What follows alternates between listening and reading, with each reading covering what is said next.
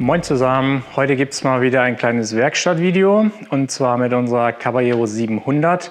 An der haben wir unseren Kettenöler installiert. Das war jetzt ein sehr dankbarer Einbau oder Installation, also das ging echt super von der Hand. Das würde ich euch in Kürze zeigen, wo wir die Komponenten installiert haben. Und wir fangen direkt an, hier an der linken Seite. Da haben wir einmal den Langstreckentank verbaut, den mit den 120 Millilitern. Also wir hatten hier unter der gesamten Seitenverkleidung sehr viel Platz. Also so sieht das nachher wieder im montierten Zustand aus. Und wenn wir die Möglichkeit haben, verbauen wir natürlich immer den großen Tank. Da muss man weniger Sorge tragen wegen Nachfüllen. Den haben wir dann einfach mit Kabelbindern hier direkt am Rahmen befestigt. Und nach innen wird der von der Airbox dann gehalten. Und das ist dann super positioniert. Nach unten haben wir dann hier auch noch den auf dem Kabelstrang aufsitzen. Und das ist also eine feste Sache und ist sogar nachher noch verdeckt, weil die meisten von euch ja immer so einen verdeckten Einbau wünschen. Also die wollen die Komponenten eigentlich gar nicht sichtbar haben. Das ist also eine sehr gute Position. Dann direkt vom Tank kommen wir zur zweiten Komponente, dem Dosierventil. Und zwar ist hier hinten auch an der Airbox und diesem Metallhalter, dieser Metalllasche ist so eine M6-Schraube. Und da können wir direkt mit unserem Halter dran gehen, der für das Dosierventil dem Lieferumfang ja beiliegt. Also den Halter können wir mit der M6-Schraube befestigen und dann das Dosierventil an diesen Halter anbringen. Dann haben wir hier natürlich noch unsere Verschlauchung, also vom Tank hier oben in das T-Stück rein, vom T-Stück dann ins Dosierventil. Und vom Dosierventil geht es dann runter. Also sind wir einmal hier lang, haben hier zur Fixierung nochmal einen Kabelbinder hingemacht, dass ja, der Schlauch da einfach gut geschützt ist. Ab diesem Teil haben wir dann einen Hitzeschutzschlauch angebracht, einfach auch vor mechanischer Beanspruchung. Und dann haben wir hier oben auf der Schwinge haben wir unseren Schlauchhalter einmal hingeklebt, sind dann hier wieder raus und zwischen dem Schutzblech und der Schwinge durch. Auch hier ist nochmal unser Hitzeschutzschlauch verbaut, eben für die zum Schutz vor mechanischer Beanspruchung sind wir runtergegangen. Auf die Unterseite oder auf der Unterseite der Schwinge kommen wir dann wieder raus. Hier an der Innenseite lang, dann haben wir an der Innenseite von der Schwinge haben wir nochmal so einen Schlauchhalter geklebt und dann ist diese komplette Strecke wirklich also gut abgedeckt, dass der Schlauch nicht irgendwo rumfliegt oder mit der Kette in Berührung kommt. Und final haben wir dann unten unseren Düsenhalter, Auftragsdüsenhalter hier hingeklebt und dann haben wir aber hier die Doppeldüse verbaut. An diesem Motorrad, da kommt man wirklich sehr gut oder haben wir gute Platzverhältnisse, dass wir hier sehr gut die Doppeldüse auch installieren können. Das seht ihr ja jetzt. Genau, und dann Installation oder Ölauftrag dann hier hinten am Kettenrad. Das ist eigentlich selbsterklärend. Wenn wir die Komponenten installiert haben, dann gehen wir hoch zu unserer Elektrik.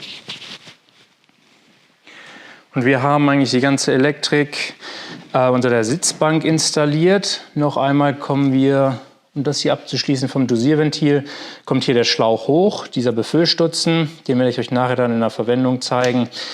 Die Kabel vom Dosierventil und auch vom Regenschalter, die haben wir dann hier verstaut, da ist noch genug Platz.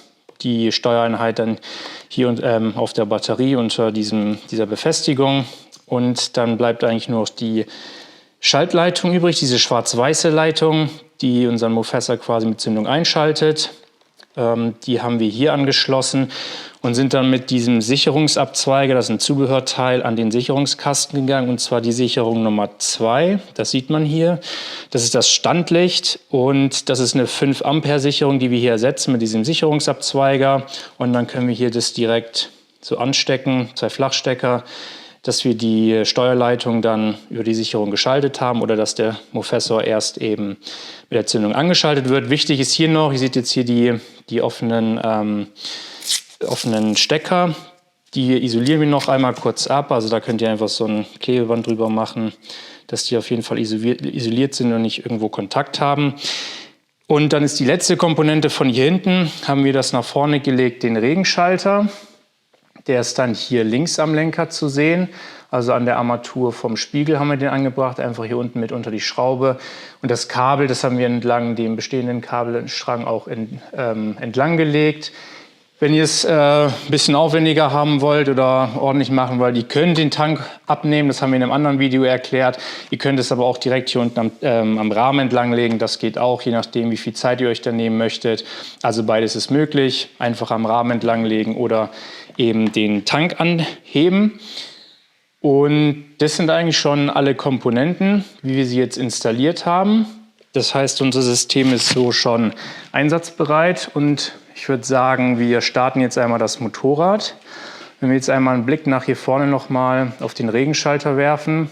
Wenn ich jetzt die Zündung anmache, dann kommt da ein kurzer Selbsttest. Dann blinkt einmal die LED auf. Habt ihr kurz gesehen hoffentlich im Video. Das heißt, dass unser System grundsätzlich mal unter Strom ist und aktiviert ist. Was wir jetzt machen, ist einmal 4 Sekunden lang den Regentaster drücken. Dann wird das Dosierventil auf dauerhaft geöffnet, dann ist dieser sogenannte Spülmodus aktiviert. Das machen wir jetzt einmal, bis die LED anfängt zu blinken. Jetzt hat man auch vielleicht noch so ein Klacken gehört, das ist das Dosierventil, das sich eben öffnet. Und dann nehmen wir jetzt unser Kettenöl hier zur Hand, ziehen uns einmal die Spritze auf. Das ist jetzt gut bei den warmen Temperaturen, da zieht sich das deutlich besser auf. Und jetzt lösen wir einmal hier den Verschlussstopfen, den am besten nicht verlieren. Stecken wir unsere Spritze hier ein und dann drücken wir jetzt mal das Öl rein. Jetzt müsstet ihr das sehen, wie es hier runter geht zum T-Verbänder und von dort in den Öltank. Also haben wir natürlich einen kleinen Logikfehler gemacht. Wir machen hier oben das Dosierventil nochmal zu, weil sonst fließt es direkt runter bis zur Auftragsdüse. Also beim Langstreckentank dauert das natürlich ein bisschen länger, die Befüllung.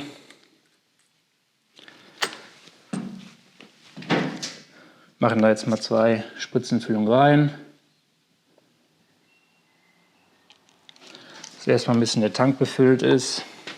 Genau, also wenn jetzt das Dosierventil geschlossen ist, dann geht das Öl nur direkt in den Tank.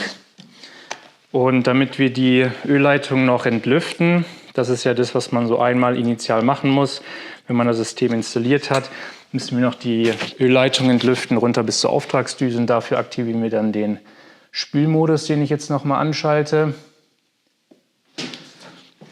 Und dann können wir uns das gleich nochmal angucken. Ach, da unten kommt sogar schon Öl raus. Genau, ich drücke jetzt nochmal ein bisschen Öl nach, dass ihr das seht. Eine Ölleitung auch hier sind dann die Luftblasen drin. Und die machen wir mit diesem Entlüften, wie wir es nennen, werden die dann komplett aus dem System gepresst, dass einfach der Kettenöler direkt korrekt oder die korrekte Ölmenge auch abgibt, dass keine Luft mehr im System ist, ist wichtig. Sollte so jetzt mal genügen. Dass wenn ihr dann losfahrt, dann die Einstellungen direkt so vorgenommen werden können. Und also mit diesem Entlüften können wir natürlich auch direkt die Funktion testen, also ob der Kettenöler richtig bestromt ist und die Schaltung funktioniert. Das haben wir jetzt also festgestellt.